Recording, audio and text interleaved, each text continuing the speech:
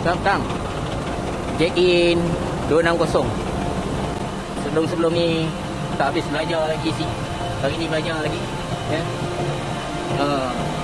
Aku cuba bedahkan lagi. Ya. Pertama kali isi dulu, korang pernah tengok 495 lebih kurang tinggal. Lepas tu aku isi 4.8. Yang ni aku rasa tak perlu ukur kot. Mungkin dia dah jadi 4.7 ataupun 4.6. Aku lapis pun tak banyak. Batu lapis pun dah tukar. Biasa lapis pakai kompleks. Ingat nak ke depan lagi. Tapi nanti dia tutup habis tempat lantai. Jadinya masalah nak ambil lantai. Kali kalau isi dah ada marking lah ini kedudukan dia lebih kurang.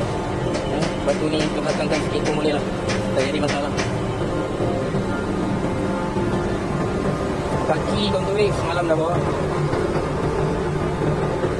Yang ni pun lebih kurang lah, tanda dia dekat penutup tayar tu.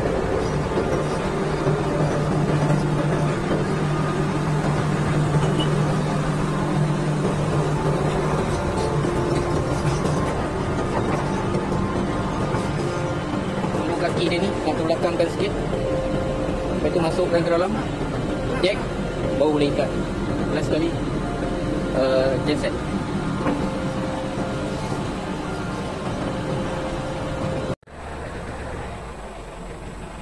Mak, betul lah wayar rendah-rendah.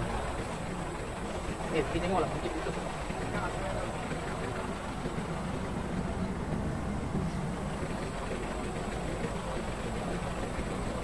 Ini laluan ke Gamuda, loji air Selangor.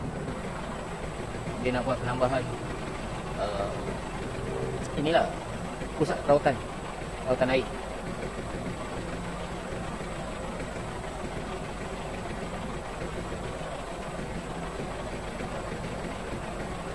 Sangkut tak?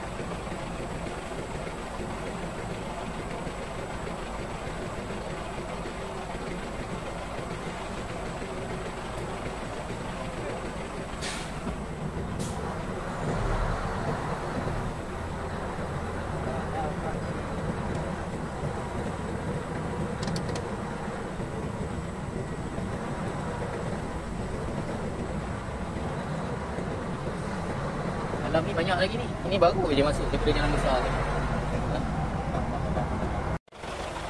Syukur alhamdulillah dah sampai. Ada perubahan sikit masa isi tadi.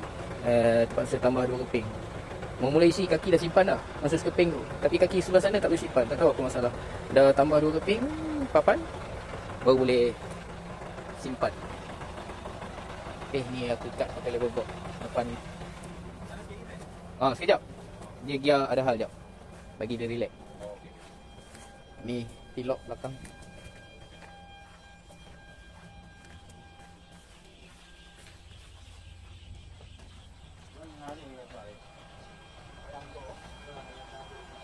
Tadi start simpang nak masuk sini, dia ada kacau high-low.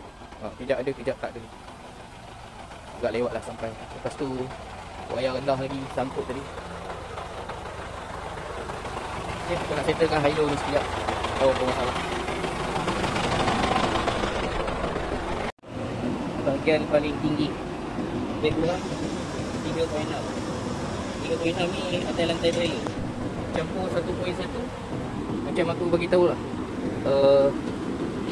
4.7. Ketinggian trailer 1.1. 4.7.